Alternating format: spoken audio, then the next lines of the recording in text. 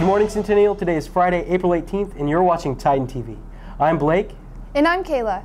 According to the Neighborhood Scout, Frisco is safer than 41% of the cities in the U.S., but that obviously doesn't mean that there isn't any crime. And some of that crime is committed by teens.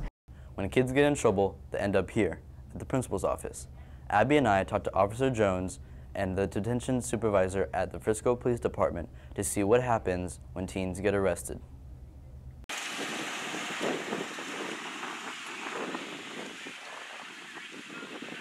After being arrested at Centennial, the police officer drives a prisoner to the police station into a garage where they are unloaded.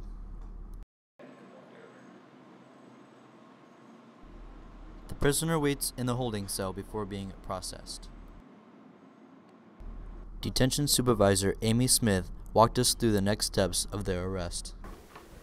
We will ask them the usual questions: personal, name, date of birth, where they live. And while they're doing this, they'll be standing right here. And this is where the officers are when they're booking in. We have the dorm. There's a male dorm and a female dorm. After they see the judge, after a bond amount's set, they can bond out from here. And if they do not bond out, they'll be transferred to Collin County, and where they sit till they go to court or bond out. Getting in trouble is no laughing matter. Obey the law, Titans. This is Isaac Joannidis, Titan TV. Rather than making poor decisions, some students are well on their way down the path of success. In fact, a student here at CHS has begun his journey as a young entrepreneur. In Frisco, students in grades 6 through 12 are building their future business careers. 23 students from the Young Entrepreneurs Academy pitched their business plans to an investors panel at the Frisco ISD Administration Building. What did the Frisco version of Shark Tank bring to the community? When you're coming in front of us to tell us about your business and how you're bigger, better, and faster, and how your business is going to change the world, which all entrepreneurs do, tell us your passion. Let us see who you are.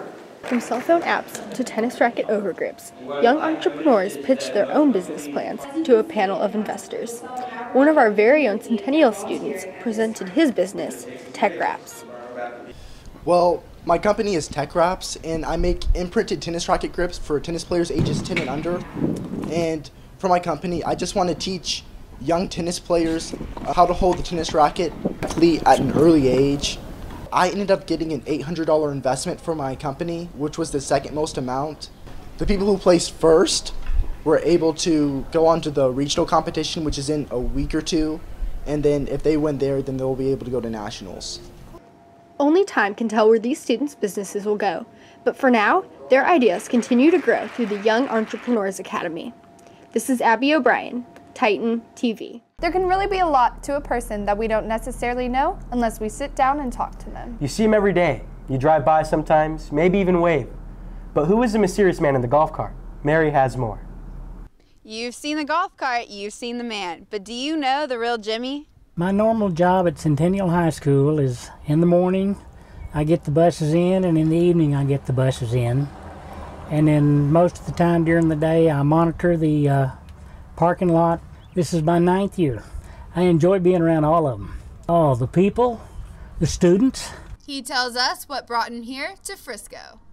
Well, I worked for an electric utility company in Amarillo, Texas for 35 years. I was born and raised there. I probably lived there 63 years. I thought I was ready to retire, but that didn't last long, so I went out and got me a job with the Correctional Department of Texas, and I worked in a NEAL unit. It's a prison unit. I worked there for a year, and that's not the job everybody wants. So I left there and we moved to Frisco. Jimmy talks about his side jobs.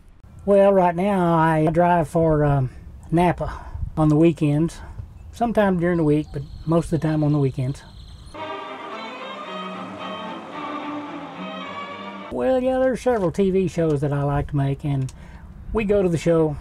We used to go quite a bit, but now we go occasionally. I have to go and I have to have a big drink, have to have that popcorn. We asked him what's next. Well, there's really probably only two things, and my wife and I would both like to do this. I've been on several cruises. but we have never been to fly down to Sydney and take a cruise out of there and go around Australia and New Zealand. We've decided we enjoyed 7-week cruises better than the 2 weeks. Some people may not know. My wife says I'm very picky when I eat. There will be a lot of times we'll come in there and she'll say, oh, we've got this today, but says, I've got yours over here. I have no plans on retiring. I retired for about 4 years one time, and that was enough. Now Jimmy is no mystery. I'm Mary Darden, Titan TV.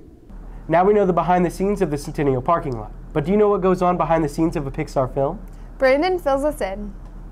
Recently, the Disney Pixar movie Frozen has won the hearts of many viewers, but movie watchers tend to overlook what actually goes into the process of an animated film.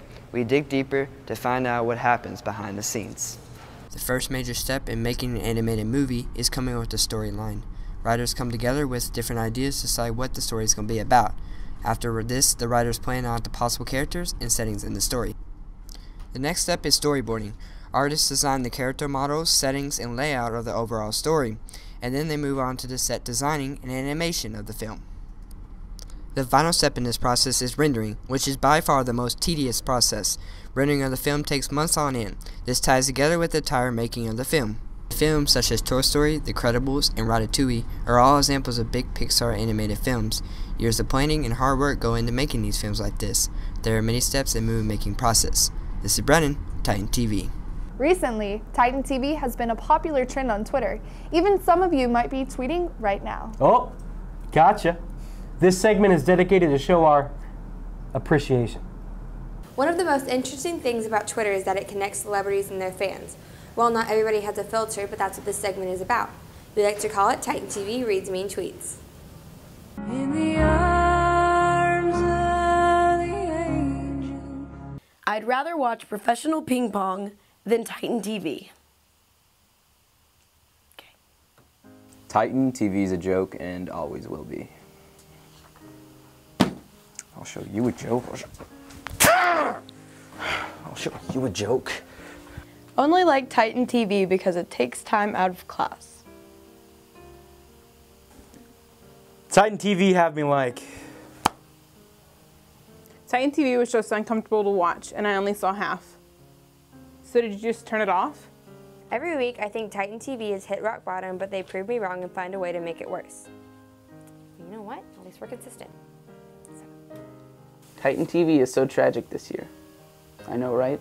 Did you see the last episode? I always wanted to see a combination of stupid videos and stupid people, and now I can with Titan TV. Retweet if you cry every time. Titan TV kills my mood. Well, I really don't know what kind of mood you have at second period at school. Coach Page's face saves Titan TV. That's ridiculous. He's like 14. Titan TV is too difficult to watch. I think you're too difficult to watch. Secondhand embarrassment for Titan TV right now. I'm not embarrassed. Are you embarrassed? I'm not embarrassed. I don't know what she's talking about. Titan TV is the most god-awful creation. I bet you won't at me. At me next time. Bet you won't. Titan TV needs help. That's a problem. Let's fix that real quick. Yes, we have a little bit of an emergency. It seems that Titan TV needs help. Titan TV is a cult.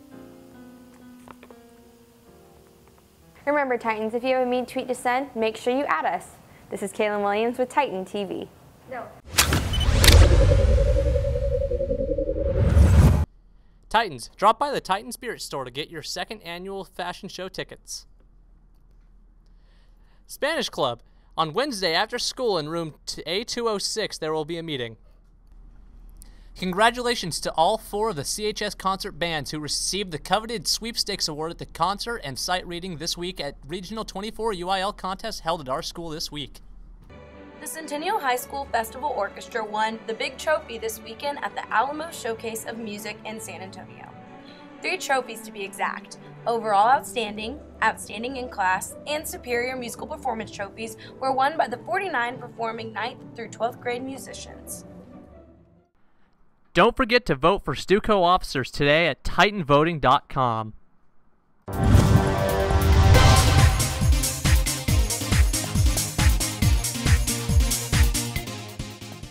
Good morning, Titans. I'm Mitchell with your sports update.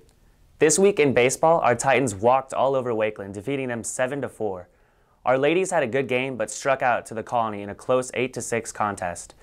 Following golf updates, our reporter Sean Logan talks to some baseball players about the musical selections that get them to the plate. The varsity girls and boys golf teams competed in district tournaments this week. The boys team placed 7th place with Sean Kim leaving the team with a score of an even par on the back 9 to shoot a 79. He ended up 11th place out of 89 players, which gives him an honorable mention all-district honors. The varsity girls team came home with bronze this week, dropping 20 strokes on day 2 to earn 3rd place. Katie Crumbly placed 8th place overall, giving her the 2nd team all-district honors. Also, congratulations to junior varsity boys for placing 2nd at districts, and junior varsity girls who placed 3rd at districts. Congratulations to golf on their great season. Baseball players do a lot to prepare for a game, but the last thing they hear right before an at-bat is their walk-up song. We talked to a few Centennial players about their walk-up songs and what they mean to them. My walk-up song is Express Yourself by Diplo. I was just watching TV and I heard the Doritos commercial come on, and that was the first song that started playing. My walk-up song is Breaking a Sweat by Skrillex. Just try to zone everybody out and just focus on trying to get on base. I chose Breaking a Sweat because it really gets me going. My song is Teardrops on My Guitar by Taylor Swift. I'm a freshman on varsity, so they picked my song for me. It's kind of funny, and me and the team get a good laugh about it. My walk-up song is Still Dre by Dr. Dre. When I'm walking up to the plate, the crowd's really loud, and my walk-up song gets me pumped up, and I know I'm about to hit a dinger.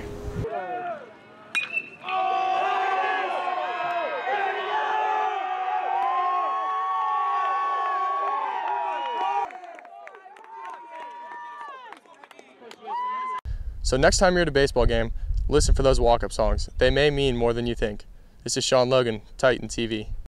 Our annual Nothing But Nets charity basketball game is coming up. April 24th is when the game will take place in our very own CHS main gym.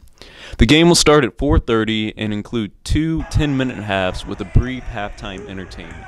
Remember, all proceeds go to the Nothing But Nets charity, where every $10 raised buys a net to protect against malaria. See you there.